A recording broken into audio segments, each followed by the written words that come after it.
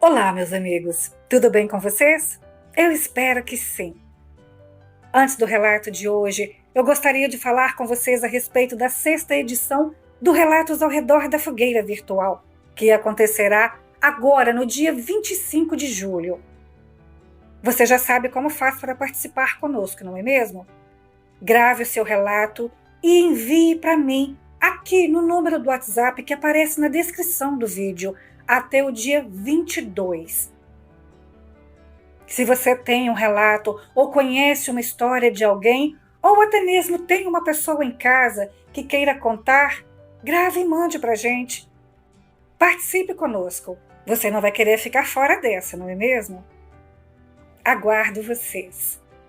No mais, um grande abraço, muito obrigada pelo carinho, pela paciência, pela companhia, pelo respeito e vamos ao relato de hoje.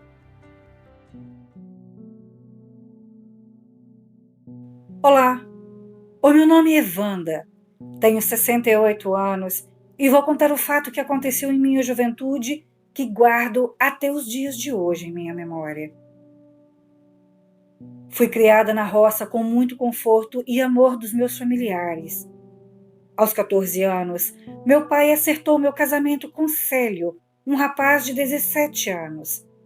Detalhe, antes de firmar este compromisso, meu pai me comunicou e perguntou se era de minha vontade, porque ele não me casaria com quem eu não quisesse. E como ele já havia percebido olhares de Célio por mim e viu que eu também o via com bons olhos, achou que seria um bom casamento. Ficamos todos muito felizes. Começamos a namorar. O casamento seria quando eu completasse 17 anos. Isso seria tempo suficiente para construir nossa casa e providenciar tudo mais que faltasse.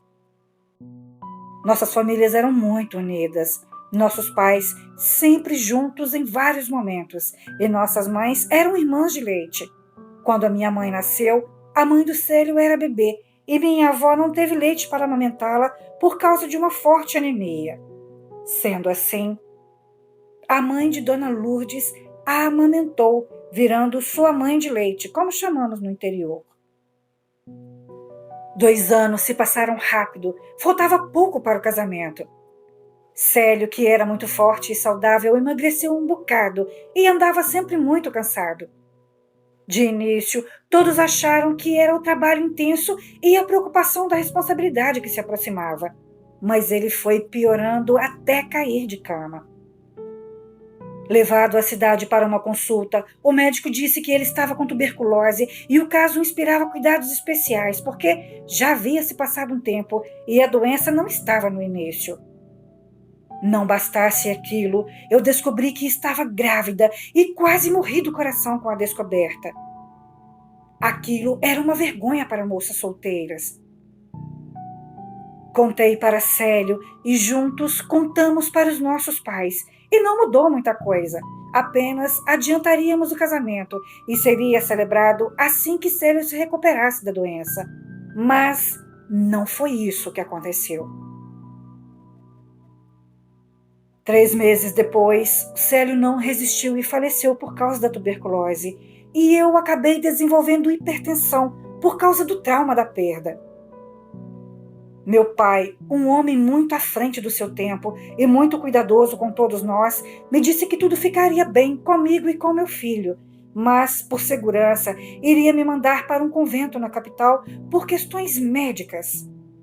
Ele tinha medo que eu precisasse de socorro imediato e não dar tempo de chegar à cidade.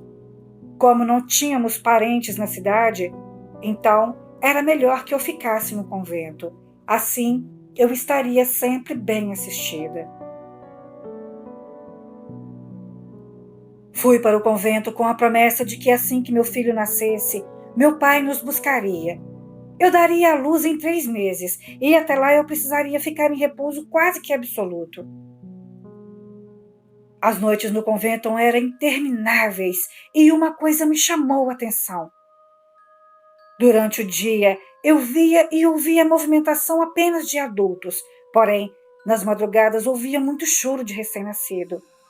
Cheguei a questionar uma freira onde era a maternidade e o berçário, mas ela disse que não havia maternidade ali. Não haviam crianças no local. Eu disse a ela sobre os choros que eu ouvia nas madrugadas e ela não me respondeu nada. E todas as noites o choro daquelas crianças me acordava. Isto quando eu não sentia uma mãozinha a acariciar o meu rosto quando eu começava a dormir. E quando eu abria os olhos, não tinha ninguém ali comigo.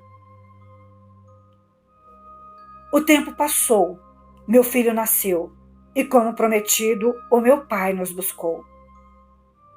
Foi muito difícil voltar para casa e não ver o Célio ali para cuidar de nós. Mas meu pai nunca nos deixou faltar nada.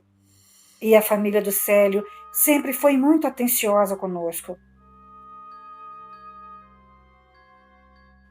Comentei com a minha mãe e a mãe do Célio sobre as crianças que eu ouvia e elas me disseram que este convento para onde meu pai me levou era assombrado por mães que morreram de partos forçados, prematuros, e por crianças que foram abortadas ali.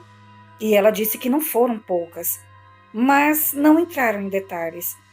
Apenas me disseram que muitas mulheres eram mandadas para lá por suas famílias e não tinham o mesmo cuidado que eu tive.